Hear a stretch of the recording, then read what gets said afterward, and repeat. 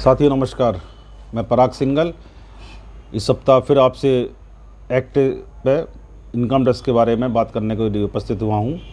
मैं आपको GST act के ऊपर जो कमियां हैं उस पर चर्चा करता रहता हूँ और जो एक्ट में नियम में जो गवर्नमेंट ने व्यवस्था करी हुई है और जो हमारे लिए सूटेबल नहीं है, जिनसे हमें परेशानी खड़ी होती है, उसके बारे में चर्चा करता रहता हूँ।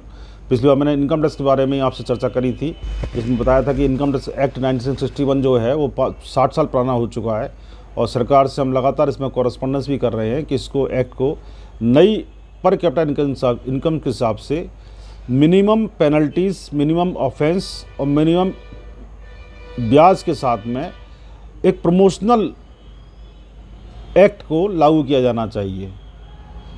आज मैं बात कर रहा हूँ आपसे जो प्रोफेशनल्स हैं, जो व्यापारी हैं या ट्रांसपोर्टर्स हैं, उनकी मिनिमम इनकम जो घोषित करना है और टैक्स ऑडिट है उसके ऊपर जो टैक्स ऑडिट रिपोर्ट है वो रिटर्न जो है वो 15 फरवरी तक आपको अपलोड करना है। मैं आपको स्पष्ट कर दूं कि जो इनकम टैक्स रिटर्न्स जाने थे उनकी लास्ट डेट 31 जुलाई निर्धारित है एक्ट के अनुसार, परंतु 2020 में कोरोना का टाइम लगा, 2021 में कोरोना का लॉकडाउन लगा और प्रत्येक नागरिक, लगभग प्रत्येक नागरिक प्रभावित हुआ, उससे गवर्नमेंट मशीनरी प्रभावित हुई।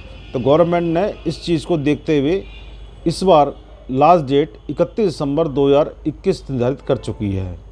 मैं आप साथियों को बता दूं कि ये इस भूल में ना रहें कि 31 दिसंबर के बाद में डेट बढ़ेगी, सरकार डेट बढ़ा देगी।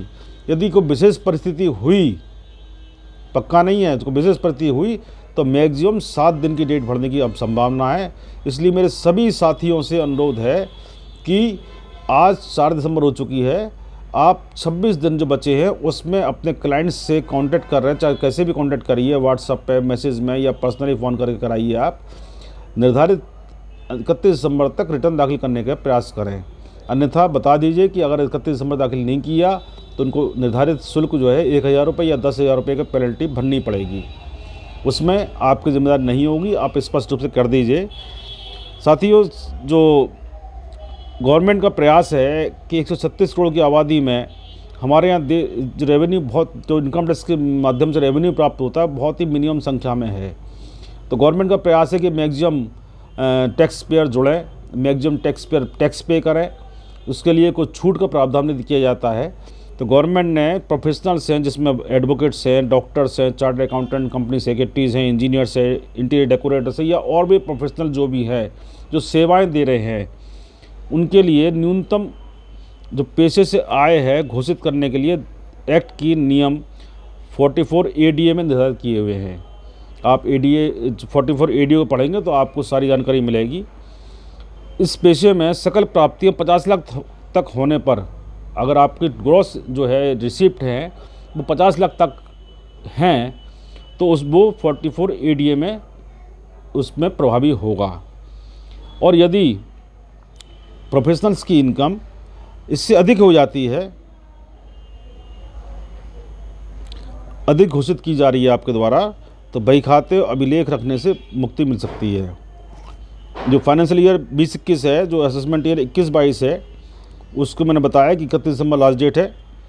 और यदि प्रोफेशनल्स न्यूनतम निर्धारित आय से कम घोषित कर रहे हैं तो प्रोफेशनल्स व्यक्ति को सेक्शन 44 AA के तहत अपने अकाउंट्स बुक, डॉक्यूमेंट या जो भी दस्तावेज हैं उनको चार्टर्ड अकाउंटेंट से सेक्शन 44 AB के अंदर ऑडिट कराना होगा। और audit report income tax portal पर 15 जनवरी 2022 तक अपलोड कर दी जानी है। और ऐसे इनकम टैक्स रिटर्न के दाखिल करने की जो अंतिम तिथि है वो 15 फरवरी 2022 है। अब बात आती है इंडिविजुअल या HUF या पार्टनरशिप फर्म है, चाहे वो मैन्युफैक्चरर हों, चाहे वो ट्रेडर्स हों, चाहे कॉन्ट्रैक्टर हों, उनमें सेक्शन 44 AD के तहत जो है कुल सकल विक्रय धन से कम 8% का नेट प्रॉफिट घोषित करने का अपेक्षा की गई है, व्यवस्था की गई है। लेकिन उसमें यदि उस कॉन्ट्रैक्टर का, दुकानदार का या मैन्युफैक्चरिंग का टोटल ट्रांजैक्शन जो पेमेंट रिसीव हुआ है वो ऑनलाइन डिजिटल पेमेंट प्राप्त हुआ है, चाहे ऑनलाइन बैंक के थ्रू हो या पेटीएम के थ्रू या कोई भी डिजिटल पेमेंट हुआ हो, तो वो 6% तक घोषित कर सकते हैं, और यदि उससे कम घोषित करते हैं तो उन पर ऑडिट की बाध्यता लागू हो जाएगी। ये नई चीज़ नहीं है, पुरानी चीज़ है, लेकिन इस चीज़ को ध्यान रखना है कि बैंक ट्रांजैक्शन होने पर 6%, और यदि बैंक ट्रांजैक्शन में अगर नकद भी प्राप्त हुआ है, एक आध ट्रांजैक्शन आपका हुआ है 50% या 24% हुआ है, तो उसमें आपको ये ध्यान रखना है 8% ही रहेगा। इसी प्रकार सेक्शन 44AE के अंतर्गत जो ट्रांसपोर्टर हैं उनकी व्यवस्था दी गई है। जो ट्रांसपोर्टर जो बिजनेस कर रहे हैं उनके लिए कहा गया है 44AE के अंदर कि उनकी टोटल जो व्यावसायिक इनकम है, जो कॉमर्शियल इनकम की है, उनके अलावा अन्य हल्के वाहनों से 7,500 रुपये प्रति वाहन घोषित करने का नियम निर्धारित किए गए हैं। 7,500 रुपये प्रति माह प्रति वाहन निर्धारित किए गए हैं। और यदि भारी वाहन है, हैवी व्हीकल है, तो 12 किलोग्राम वजन वाले से अधिक है, तो ऐसे मामले में प्रति 1,000 प्रति टन वजन के अनुसार प्रति वाहन प्रति माह 1,000 प्रति टन के वजन के अनुसार प्रति वाहन प्रति माह घोषित करनी पड़ेगी अपनी इनकम को। उदाहरण के तौर पर बता दूं आपको मैं, यदि भारी वाहन जो है 14 टन का है, तो उस भारी वाहन का इनकम जो है वो मिनिमम 14,000 प्रति माह घोषित करनी है। ये बाध्यता है आपकी। ऐसी बिजनेसमैन है या कॉन्ट्रैक्टर है या ट्रांसपोर्टर, तीनों ही जो है अपनी शुद्ध आय, ऐसा नहीं कि आप इसी में 14,000 रुपये घोषित करेंगे, उससे ज़्यादा नहीं करेंगे, आप उससे अधिक भी घोषित कर सकते हैं।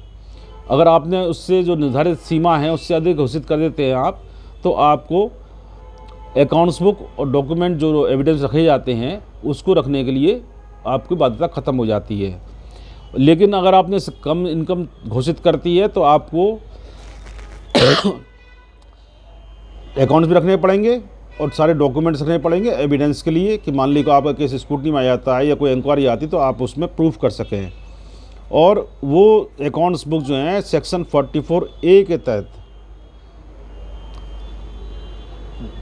ये रखने हैं, और ऐसे अकाउंट्स बुक का और डॉक्यूमेंट्स को चार्टर्ड अकाउंटेंट से ऑडिट करा करके 15 जनवरी 22 तक उसको अपलोड करना होगा। उसके लिए जो ऑडिट रिपोर्ट जो है उसके लिए 15 फरवरी 2022 की गई है। और मैं बता दूं आपको, आयकर रिटर्न समय न दाखिल करने पर 5 लाख तक कर योग्य आय होने पर 1,000 रुपये लेट फीस के साथ जमा करनी होगी। जो निर्धारित समय सीमा जो निर्धारित की गई है 31 दिसंबर, उसके लिए कहा गया है कि अगर 5 लाख तक की आपकी नेट इनकम है और 31 दिसंबर को आप दाखिल नहीं कर पाए तो आपको 1,000 रुपये लेट फीस दाखिल करनी पड़ेगी। और यदि 5 लाख से ऊपर नेट इनकम की है आपकी, तो मार्च 2021 तक, मतलब 1 जनवरी 2022 से 31 मार्च 2000 जो है मार्च तक की जो है 10,000 रुपये लेट फीस जमा करनी पड़ेगी आपको। ऐसे सेक्शन 44AB के अंदर जो टैक्स ऑडिट के दायरे में आ रहे हैं, जो फाइनेंशियल ईयर 2021 असेसमेंट ईयर 21-22 के रिटर्न दाखिल करने की अंतिम तिथि जो है धारा 139 सब सेक्शन 1 के तहत 15 फरवरी बढ़ा दी गई है टैक्स ऑडिट वालों के लिए।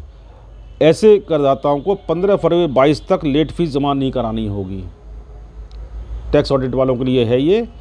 और धारा 271B के अंतर्गत टैक्स ऑडिट रिपोर्ट 15 जनवरी 2022 तक दाखिल कर देने पर अर्थदंड कोई नहीं लगेगा, कोई पेनल्टी नहीं लगेगी। लेकिन इस तिथि के बाद टैक्स ऑडिट रिपोर्ट विलम्ब से अपलोड होता है तो अर्थदंड कुल विक्रय धन का या सकल प्राप्तियों का आधा %, लेकिन मैक्सिमम अमाउंट 1.5 लाख रुपये आरोपित की जाएगी। तो साथियों, मैं आपको विशेषकर ये बताना चाह रहा हूँ, आप लोग सब एक्सपर्ट हैं, टैक्स एक्सपर्ट हैं, प्रैक्टिस कर रहे हैं, लंबे समय से प्रैक्टिस कर रहे हैं, आपको काफ़ी अनुभवी हैं। लेकिन ये मान के चलिए कि 31 दिसंबर 2021 जो गवर्नमेंट ने ITR दाखिल करने की जो तिथि, अंतिम तिथि घोषित की हुई है, आप इसमें ना रहें कि डेट बढ़ा देगी गवर्नमेंट। डेट नहीं बढ़ेगी। हाँ, विशेष परिस्थिति होने पर मैक्सिमम 5 दिन या 7 दिन की डेट बढ़ सकती है, लेकिन उसमें उम्मीद में ना बैठें आप। मेरा आपसे यही अंतिम संदेश है साथियों। मैं फिर विदा लेता हूँ आपसे, और मेरा जो कर पत्रिका है, कर जानकारी, अगर आप सब्सक्राइब कराना चाहें तो आप 9410664214 पे आप फ़ोन कर सकते हैं, मुझे व्हाट्सएप कर सकते हैं 9410664214। और लेकिन सब्सक्राइब ज़रूर कर दीजिएगा मेरी वीडियो को, जो उन्होंने अब सब्सक्राइब अभी तक नहीं करी है, और जो कर चुके हैं उनके लिए मैं आभार व्यक्त करता हूँ। धन्यवाद। जय भारती, जय माँ।